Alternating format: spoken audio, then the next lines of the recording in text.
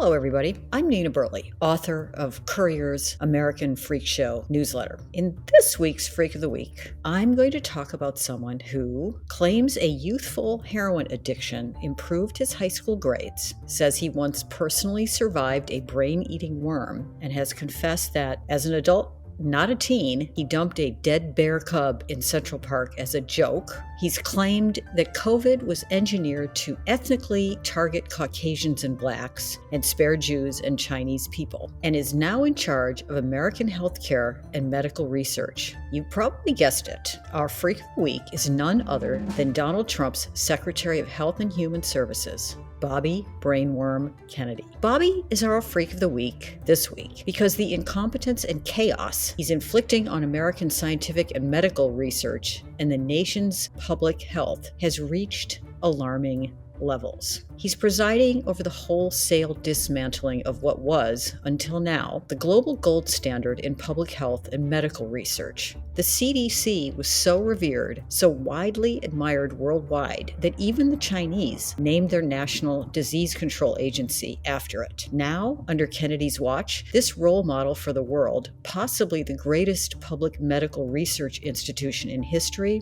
is going dark and silent. This week, he fired 10,000 employees from the Centers for Disease Control and Prevention, the Food and Drug Administration, the National Institutes of Health. In the weeks before that, he had sacked scientists at the NIH working on pandemic preparedness and cures for terrible diseases like pancreatic cancer, while cutting funds for thousands of research projects. Last week, the Health and Human Services top vaccine official, Dr. Peter Marks, resigned rather than be fired. In a scathing resignation letter, he wrote, "It has become clear that truth and transparency are not desired by the secretary, but rather he wishes subservient confirmation of his misinformation and lies." Before Dr. Marks quit, Kennedy had just appointed an anti-vax quack who authorities have accused of practicing medicine without a license to oversee a new federal look at a long discredited claim that vaccines cause autism. Kennedy may be the most dangerous of all the Trump cabinet members. It might not be an exaggeration to say that for some vulnerable Americans, he will turn out to be deadly. Kennedy is unfit for the job, which in Magaland is apparently a job qualification. He's a longtime spreader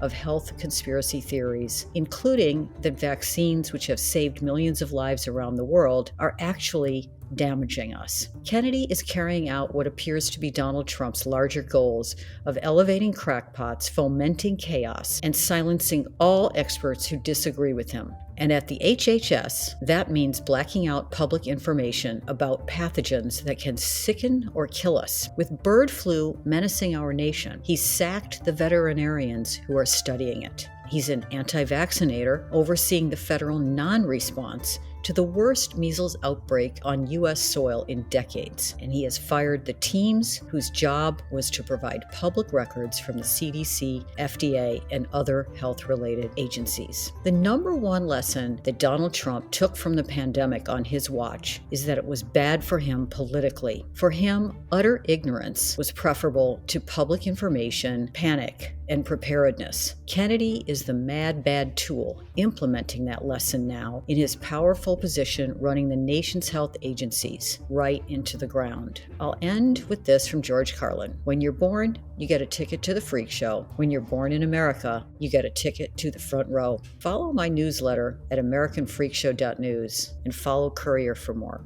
See you next week.